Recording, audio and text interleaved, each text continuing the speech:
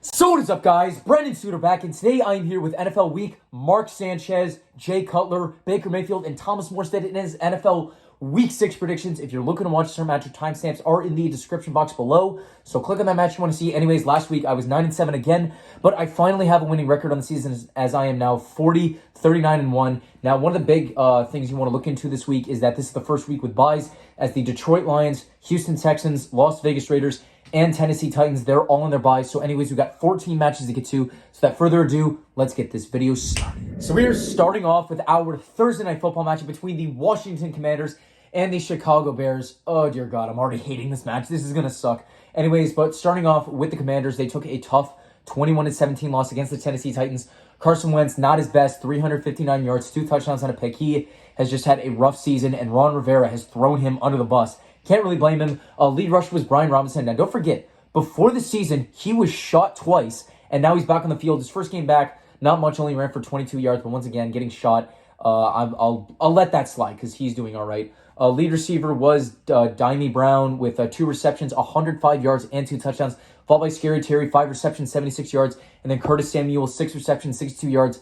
That was pretty much it. And the defense, they had some struggles against Derrick Henry, and the Titans won't really give you too much shame against Derrick Henry. And then the Bears, I know I was bashing you a week ago, but surprisingly, you looked formidable against the Vikings, losing 29-22. Justin Fields was solid through for 208 yards, 1 touchdown, no picks. He was also your lead rusher with 47 yards, followed by David Montgomery with 20 yards and a touchdown. Lead receiver was also David Montgomery, 4 receptions, 62 yards, followed by Darnell Mooney, 2 receptions, 52 yards, and arguably one of the best catches this year. And finally, Cole Kmet, 4 receptions, 45 yards. That was pretty much it. And the defense, they just had a lot of struggles against the Minnesota Vikings. But when Dalvin Cook and Justin Jefferson are clicking, it's pretty hard to stop that 1-2 punch. Currently, there is no favorite to win this one, but because the Bears are debuting their new orange helmets, I'll give it to the Bears. Now we have our very first 1 o'clock match between the Minnesota Vikings and the Miami Dolphins. Starting off with the Vikings, a nice 29-22 victory over the Chicago Bears, putting you at 4-1 on the season. Kirk Cousins had a solid game through for 296 yards, 1 touchdown, 1 pick, but Justin Jefferson, he did throw 1 pass, which was a completion for 23 yards. Lead rusher was Dalvin Cook with 94 yards and 2 touchdowns. Lead receiver, who else but Jay Jettas, 12 receptions for 154 yards, and then followed that up, Irv Smith Jr., 4 receptions, 42 yards, and then KJ Osborne, 5 receptions, 41 yards. That was pretty much it. And the defense, you know, they were able to hold down the Bears, but they definitely showed some struggles against Justin Fields, which is still a bit of a problem because Fields hasn't really established himself as a good quarterback. But anyways, a win's a win. And then the Miami Dolphins, it was a rough loss, 40-17 against the New York Jets. Teddy Bridgewater threw 1 pass for an incompletion, then he goes out with a concussion. Fortunately, they did not have any quack doctors handling him, so he's currently still in protocol. So in came in Skylar Thompson. Not a great game for him, threw for 166 yards, no touchdowns and a pick. Lead rusher, though, was Raheem Mostert. He broke out with 113 yards and a touchdown. Lead receiver was Tyreek Hill, 7 receptions, 47 yards, but he did go out with an injury. But he should be clear to return for this week. Followed up with Mike Gesicki, 1 reception, 30 yards, and then Myles Gaskin, 3 receptions, 24 yards. That was pretty much it, and the defense just fell apart to Breece Hall and the New York Jets. So it's a tough loss. Vikings are 3.5-point favorites to win this one. I'm going to say that they win and cover the spread because Skylar Thompson is going to be starting, and I just don't really have that much faith in him. Now you have our very next matchup, the 2 teams that Bill Belichick has been head coach for, between the New England Patriots and the Cleveland Browns. Starting off with the Patriots, I may have been wrong about you last week. Maybe Bailey Zappe is worth all the hype, as you won 29-0 over the Detroit Lions. Bailey Zappe, he looked formidable, through for 188 yards, 1 touchdown, 1 pick, although it was really all in the rushing game because Ramondre Stevenson carried it with 161 yards. Lead receiver was Jacoby Myers, 7 receptions, 111 yards, and a touchdown, followed up with Hunter Henry, 5 receptions, 54 yards, and then Ramondre Stevenson, 2 receptions, 14 yards. That was pretty much it, and the defense just completely shut down the Detroit Lions. They could get nothing going on the air or on the ground, so props out to you guys. And then the Cleveland Browns, a tough 30-28 loss to the LA Chargers.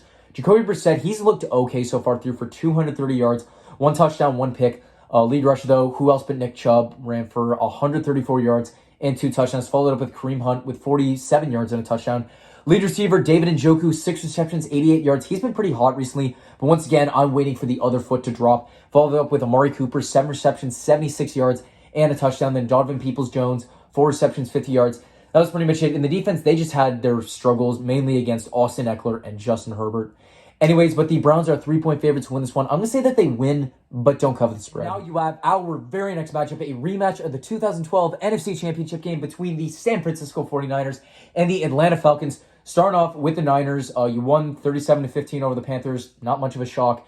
Anyways, Jimmy Garoppolo, all he had to do was game manage, and he did just that. Threw for 253 yards, 2 touchdowns, no picks. It was all in the rushing game, though. Lead rusher was Jeff Wilson Jr. with 120 yards and a touchdown.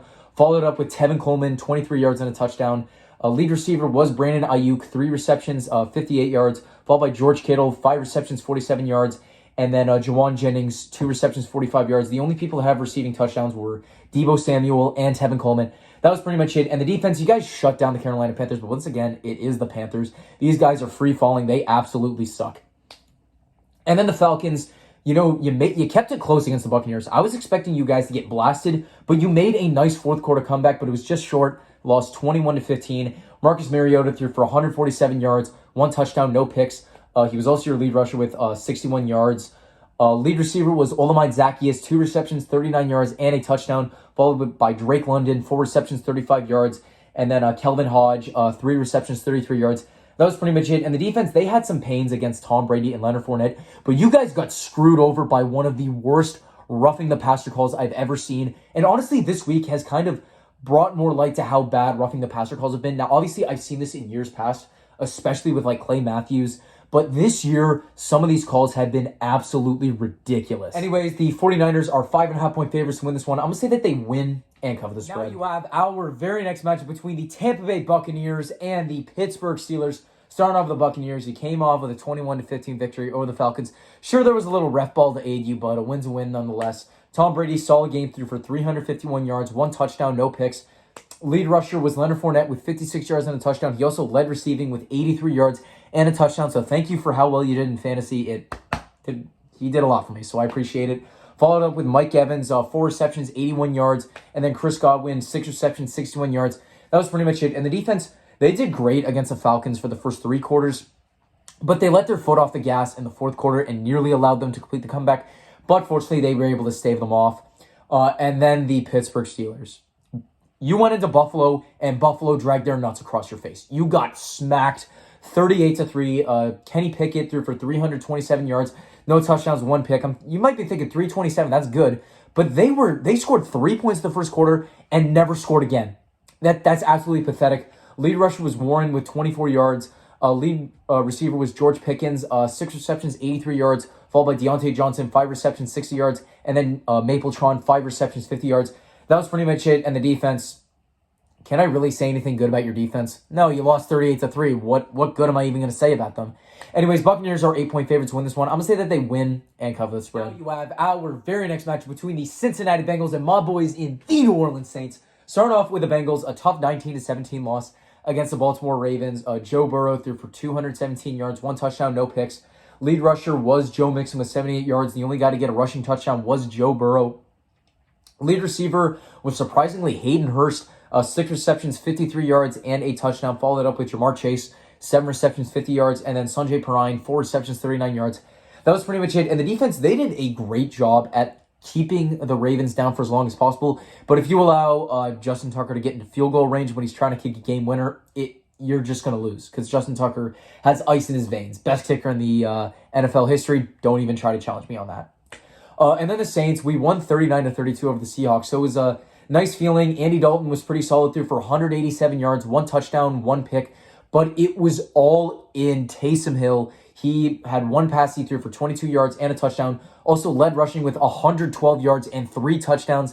Followed up with Alvin Kamara, who had 103 rushing yards. He also led receiving with 6 receptions for 91 yards. So this is the Kamara that I've been waiting for, one that just kind of takes over for the Saints. So if we get more of this Kamara, it's going to be really hard to stop the offense. Followed up with Chris Olave, 4 receptions, 54 yards, and a touchdown.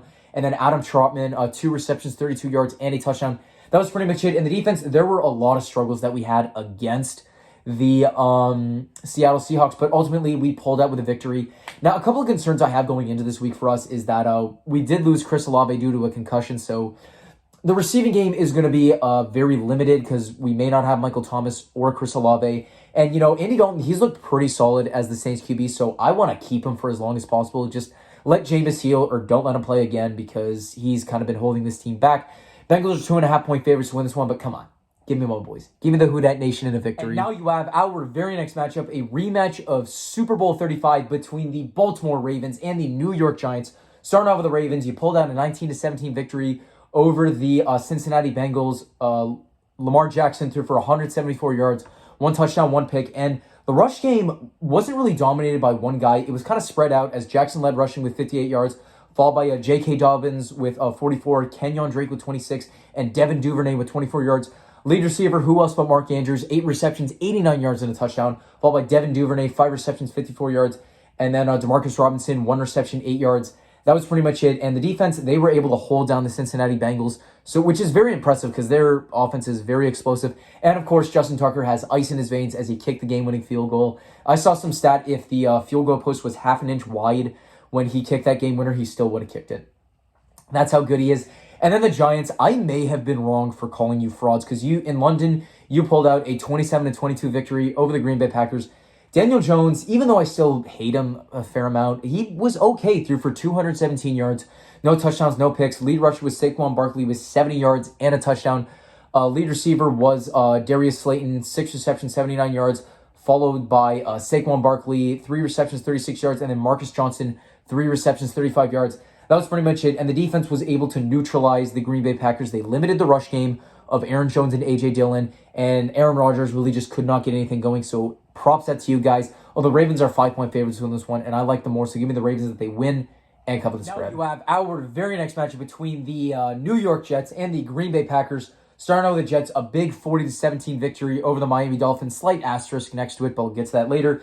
Zach Wilson was all right, through for 210 yards, no touchdowns, no picks.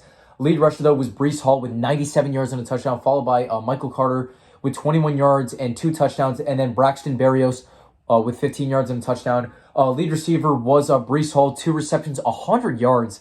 Followed up with Corey Davis, 2 receptions, 38 yards, and then Garrett Wilson, 3 receptions, 27 yards. That was pretty much it, and the defense just completely locked down the Miami Dolphins, although it was Skylar Thompson that was playing quarterback for those guys, so there is a bit of an asterisk next to it. I know your defense has looked pretty solid in the past couple of games, but the quarterback play that you've faced has been rather subpar. So going up against Aaron Rodgers, I'm intrigued to see how that goes. Packers, though, they came off with a tough 27-22 loss to the New York Giants. Aaron Rodgers threw for 222 yards, 2 touchdowns, no picks. Lead rusher was Aaron Jones with 63 yards, followed by A.J. Dillon with 34. Lead receiver Randall Cobb, 7 receptions for 99 yards, followed by Allen Lazard, 4 receptions, 35 yards, and then Dobbs with 3 receptions, 29 yards. That was pretty much it. And the defense, they had some issues against the Giants, mainly Daniel Jones and Saquon Barkley. I'm cool with you guys getting burned by Saquon, but Daniel Jones, yeah, I got some questions about that. But the Packers are 7-point favorites to win this one. I'm going to say that they win, but don't cover the spread. And now you have our very next matchup, a classic AFC South rivalry between the Jacksonville Jaguars and the Indianapolis Colts. Starting off with the Jags, you came off a disappointing 13-6 loss against the Houston Texans. Trevor Lawrence threw for 286 yards, no touchdowns, 2 picks. If you're keeping track, over his last 2 weeks, he's had a total of 7 turnovers. That is a massive issue. Lead rusher, though, was Travis Etienne with 71 yards, followed by Trevor Lawrence with 29. Lead receiver was Marvin Jones Jr., 7 receptions, 104 yards, followed by Evan Ingram, 6 receptions, 69 yards. Nice. And then Travis Etienne, 3 receptions, 43 yards. That was pretty much it. And the defense, sure, they were able to hold down the Houston Texans, but your offense was so inept, it just could not get anything done. And then the Indianapolis Colts, you won 12-9 over the Broncos in arguably the worst game of football I have ever witnessed. Starting off, Matt Ryan, tough game, threw for 251 yards, no touchdowns, and a pick. Lead rusher was Jackson with 62 yards, followed by Phillip Lindsay with 40. Lead receiver was Pierce, 8 receptions, 81 yards, followed by Michael Pittman Jr., 5 receptions, 59 yards, and then Jackson, 4 receptions, 29 yards. That was pretty much it. And the defense, sure, you held down the Denver Broncos, but this is a sputtering Broncos offense. Russell Wilson, he's cooking up chicken with NyQuil, and that offense just can't do anything. Once again, both these teams were pathetic, and you're not going to have Jonathan Taylor again, most likely. So I see this as an Achilles heel. Colts are 2-point favorites to win this one, but I'm going to say the Jaguars pull off the upset. Now you have our very first 4 o'clock matchup, a classic NFC West rivalry between the Arizona Cardinals and the Seattle Seahawks. For some reason, these two, whenever they play, they always put on a spectacular show. Starting off with the Cardinals, lost 20-17 against the Philadelphia Eagles. Kyler Murray was okay, threw for 250 yards, 1 touchdown, 1 pick. Lead rusher was James Conner with 55 yards. The only person to get a rushing touchdown was Elijah Benjamin. Lead receiver was Hollywood Brown, 8 receptions, 78 yards, and a touchdown, followed by Rondell Moore, 7 receptions, 68 yards, and then Zach Ertz, 6 receptions, 48 yards. That was pretty much it. And the defense, they had some struggles against Jalen Hurts. But once again, the run game was pretty strong, and even the pass game for the Eagles was strong. So kind of tough to beat them right now because the Eagles are super hot. And then the Seahawks, tough 39-32 loss against the New Orleans Saints, but you guys can suck it because the Who Dat Nation is supreme, baby. Anyway, starting off, Geno Smith, he had an okay game, through for 268 yards, 3 touchdowns, no picks. Lead rusher was Kenneth Walker with 88 yards and a touchdown, but that does come at the price because Rashad Penny is going to be out for the rest of the season, which doesn't really shock me. Rashad Penny, he's had injuries in his past, and it absolutely sucks to see that he went down with another bad injury. Anyways, lead receiver was Tyler Lockett, 5 receptions, 104 yards, and 2 touchdowns, followed by DK Metcalf, 5 receptions, 88 yards, and a touchdown, and then Noah Fant, 3 receptions, 49 yards. That was pretty much it. And the defense just got absolutely exposed by Taysom Hill and Alvin Kamara. But once those two are clicking, it's kind of hard to stop those guys. Cardinals are 3-point favorites to win this one. Give me the Seahawks in an upset. I really like their offense because this is really just going to be a gun show. No defense is going to be in this match, but I'm going to say the Seahawks pull off the victory. And now you have our very next matchup, a rematch of the 2003 NFC divisional game between the Carolina Panthers and the LA Rams. Starting out with the Panthers, lost 37-15 to the 49ers, and you fired Matt Rule, which seems good until you realize that you still owe him $40 million. So for the next 48 months, he's going to be making $800,000 a month not to be their coach. This is the NFL version of Bobby Bonilla and Chris Davis just getting paid a ton of money because it was a failure of a contract. Anyway, starting out with the Panthers, once again, you lost. Baker Mayfield was awful, threw for 215 yards, no touchdowns, 1 pick. So bad, P.J. Walker came in, threw for 60 yards and no touchdowns. I'm pretty sure Mayfield isn't going to be playing this week, so who is it going to be? P.J. Walker, Sam Darnold, both options suck ass.